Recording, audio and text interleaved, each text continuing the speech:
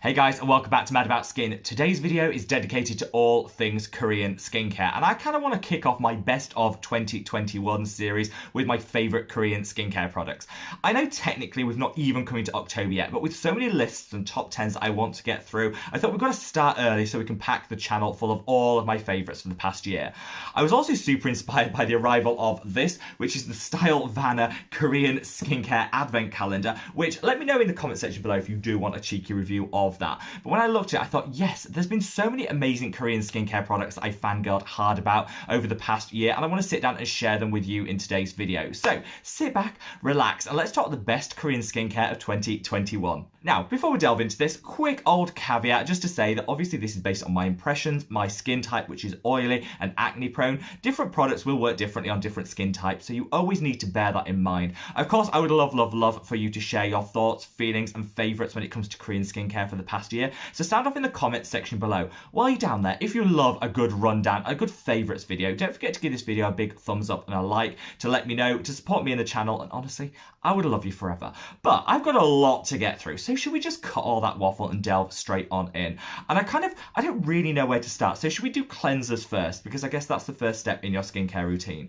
And I found this little gem, which actually I'll give you a little bit of a cheat, a little bit of a heads up, sneaky reveal, is actually included in that advent calendar that I referenced earlier. So I was glad to see it. I had a quick sneak peek in each of the doors to see what I was getting. Super impressed, and I was just really glad to see this, which is one of my new favorites. This is the All Clean Balm by Hamish. I think Hamish has been one of those Korean skincare brands that has really taken off in the past year, and I love this cleansing balm. It's really light. It doesn't leave too much of a film. As someone who has very oily skin, I don't want anything to leave too much of a film, and it's got a really nice applicator. So most of the time you twist the top off. This actually has a flip up with a keep clean where you can keep the spoon so you don't lose it in the product. It doesn't get really greasy, so I love that.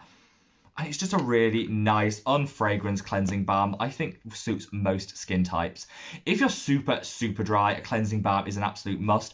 But for people like me that are oily prone, even on the evenings where maybe I've worn a couple of layers of SPF, maybe I've got some waterproof makeup on, whatever, you just melt it all away. This is a really good option and one of my firm favorites for sure. Another cleansing balm, I think this year kind of feels like the cleansing balm year for me. It's when I discovered and finally got over like the mental block with using cleansing balms. I used to think my skin's oily, it's acne prone, the last thing I need is oils going anywhere near it. And I kind of realised for all skin types, a good deep cleanse can be so good. And another one of my favourite cleansing balms is this. This is the Beauty of Yosen Radiance Cleansing Balm. In fact, I could have literally packed this whole video through a Beauty of Yosen. I love them that much. I'll leave a link to my full review of the brand up there. Promise me you'll check that out, because whilst I'm only including this, which currently is my favourite of their products in this video, honestly, all of them deserve a mention because they're so good. This has a really nice light scent to it. It doesn't strip, it doesn't dry, and I'd say depending on your favourite brands, both the Hamish and the Beauty of Yosen one are absolutely stunning. Now, before we leave cleansers, I do have to call this one out. This is the Haru Haru Wonder Black Rice Cleanser.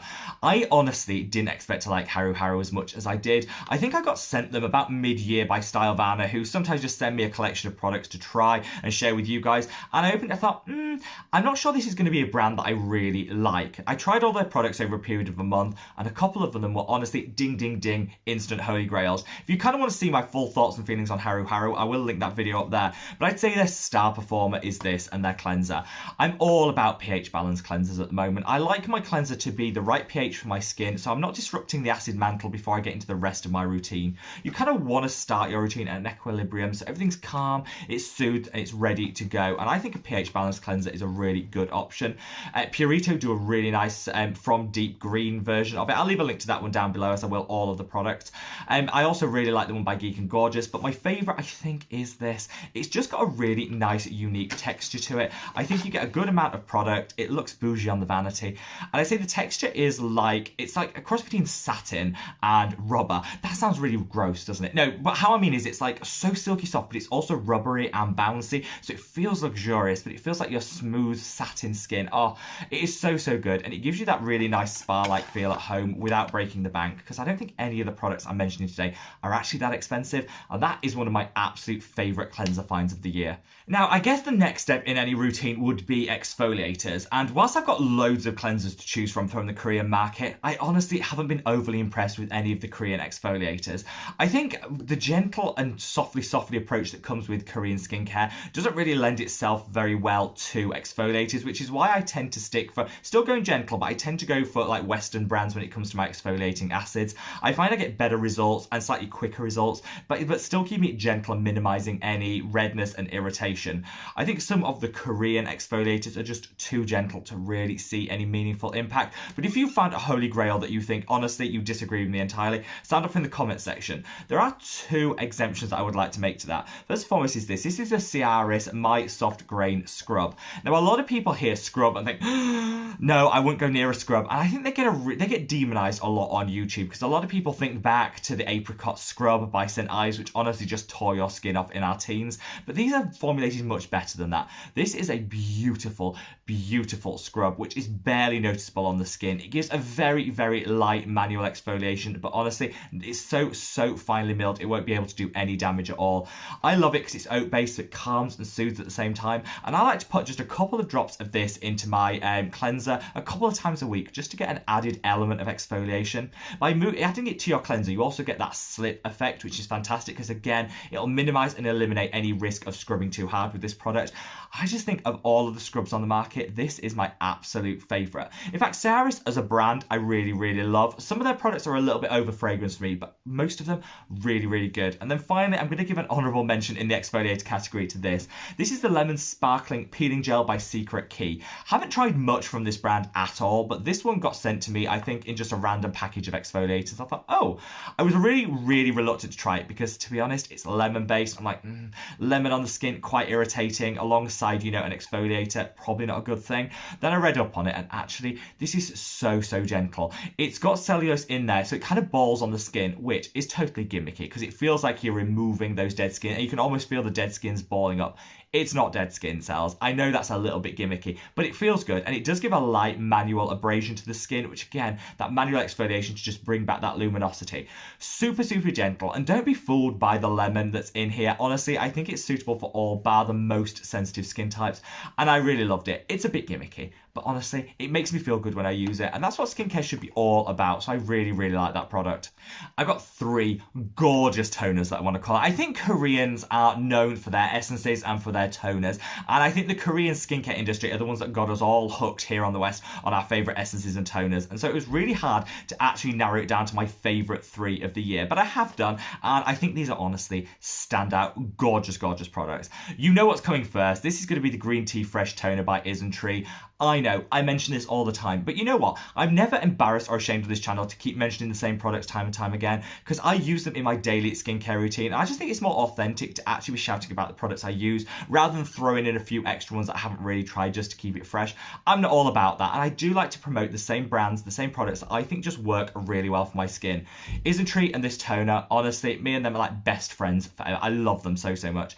This is a beautiful antioxidant-rich toner that I think is best for oily or combination oily skin. It leaves me feeling beautifully matte after I use it, but not stripped and dried like some real astringent toners can. You don't get that. There's no drying alcohols in here, so it's great to use on all skin types. But if you're feeling a little bit oily, maybe it's the summer months, keep this in the fridge. Summer months where you're feeling a little bit sweaty, a little bit oilier than you want to be, cotton round of this over the face, reset, you'll feel fabulous. The green tea is a great antioxidant, and honestly, I love it so much. I would leave this in the fridge, because I do find, the colour changes a little over time, so I don't think it has a huge shelf life, a really long shelf life, so keep it in the fridge to prolong that and for that additional cooling. I'm going to give a big shout out to this. This is the Cialis Falling Into the Rose Mist. Give it a good shake before you use it. Stunning. Literally stunning. I think Cialis are, like I said, one of my favourite Korean brands. This is gorgeous. If you like rose, it's got a beautiful mist on it.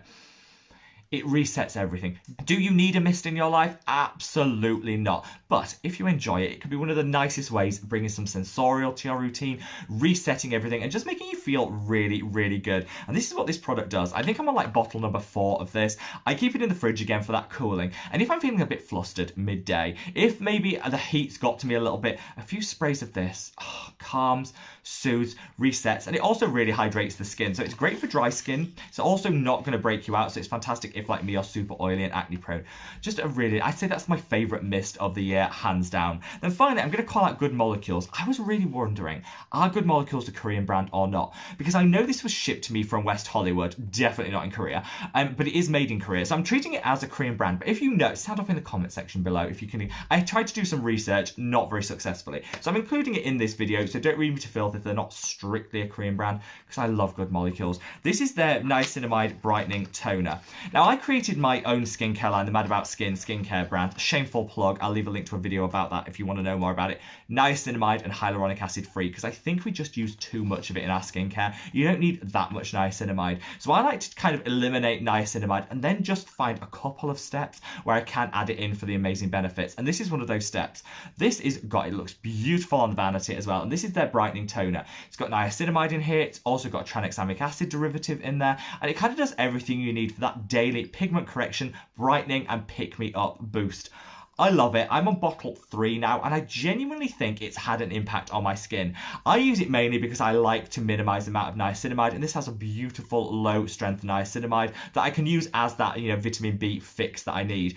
But a lot of people swear by this as their standalone hyperpigmentation treatment, and I think it's a really, really good option. I'd love to know what results you guys have got from it, but I think even though it's quite gentle, after using it for maybe like 3 bottles, I do think it's showing dividends in my skin, and I'm loving it.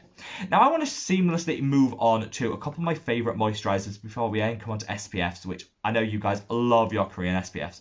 The 2 moisturizers I'm going to call out of this. This is the Daily Moisture Cream by V-Green. Again, you've probably all seen on this channel because this has been my summer skin savior. If you're super greasy in the summer and you just don't want that moisture that kind of feels like a mask, you put on that moisturizer and it feels like you're wearing a full-on mask and you can't sweat through it. Awful feeling, especially if you've got oily skin. You don't get that with this. It calms, it soothes, it hydrates. I'd say it gives a mid-level of hydration, but honestly, it sinks in like that. You don't know you're wearing it. You can get about the rest of your day not feeling weighed down by your skincare. And honestly, I'm all about that. I really love V-Green. They've got a new Seeker serum, which I love as well. That's such a good option. And honestly, I think this is absolutely fantastic and would definitely recommend. I also want to call out one of my favorites, which is this is the Revectin Clean Lotus Water Cream. Revectin I discovered like 2 months ago. Anna very kindly sent me a package. She's a fantastic subscriber here on the channel. Package of some of the Revectin products. And of all of them, I liked all of them, but I'd say this is probably my favorite. So lightweight, so gorgeous. It feels just... everything. It's everything on the skin. I absolutely love it. And again, like the V-Green, doesn't leave you feeling weighed down. So whether you choose for the V-Green or you choose the Revectin, both will have that same impact. I have struggled to find really nice Korean moisturizers that give a more deep and meaningful moisturization for dry skin. So if anyone out there with dry skin has found their holy grail Korean moisturizer, please let me know in the comments because I would love to try it. Even though it's not my skin type, I'd love to be able to recommend for as many skin types as possible. I haven't really found a really deeply nourishing Korean skincare moisturizer, so sound off if you found one. Before I leave you, I've got one more hydrating product that I didn't really know where it fit in all of these categories, and a sunscreen that I want to share with you. The hydrating product is this. This is the Make Prem Extra Moisture Essence. This... everything. The reason I didn't know whether it's not really a serum, it's not a toner, it's called an essence, but it's definitely not got the consistency as an essence. If I can show you, it kind of goes on like a hybrid cream, gel, serum. It's very unique in terms of its texture, but this so good. It disappears within about 10 seconds like that, and it just leaves this beautiful veil of calmness, tranquility, and hydration behind. It is so good. Some fragrance, it will work for all skin types, and that panthenol is really going to help to dial back any sensitivity, redness, irritation that you have in the skin, but it also, I'd say, gives the same level of hydration as the other moisturizers that I mentioned. So really, if you want your moisturization with an extra fix of panthenol, which is my favorite ingredient for calming and soothing, I honestly don't think it gets better than than this. They do a couple of different ones that I'm going to try, but this so far is one of my favorites. Now, when it comes to sunscreens, I know we've all had a love-hate relationship with Korean sunscreens. We love them, they fail their SPF testing, then we're disappointed, then we find another. It's like a vicious cycle. I think we're coming through to the other end of the Korean skincare, the Korean sunscreen scandal, which I'm really pleased about, and some really great options on the market now that are tried, tested, and independently verified. Having tried them all, I wanted to just shout out one product, which is this. Hands down, my favourite of the year. This is the Make Prem UV Defense Me Fluid. Now, this is the updated version. They had a purely mineral one, I think, around 8 months ago. They then updated it to this, which is a hybrid chemical and mineral sunscreen filters, all in one product. It's got panthenol, it's got ceramides. It's basically like skincare and sunscreen all in one. I love this. It doesn't break the bank. It's tried, tested, and independently verified. And I just think it's the nicest sunscreen I've ever used. I want to issue a huge, big caveat here that on my skin, white cast free, no ashiness, no nothing. It blends in seamlessly. I do know from people that have tried this with deeper, darker, and richer skin tones that this can be a little bit problematic, and you might get some white cast, you might get some ashiness to the skin. So do bear that in mind. I think it's because some of the mineral components in here aren't particularly compatible with deeper, darker, and richer skin tones. But don't worry, if that's your skin tone, I've got you covered. And I'll leave a link to a sunscreen video I left up there, which has so many options for people with richer skin tones that might want to reach for some other alternatives. But for me, this is my tried, tested daily favourite. And you can see from how mucky this bottle is. It's been to the beach with me like 8 or 9 times. So definitely the muckiness, let that be proof that this has been well used and well loved. So there you have it, guys. My favourite Korean skincare of 2021. I would love to know your additional recommendations. Sound off in the comment section below. Wherever you are in the world, guys, stay safe, stay well, and love your skin. Take care. Bye.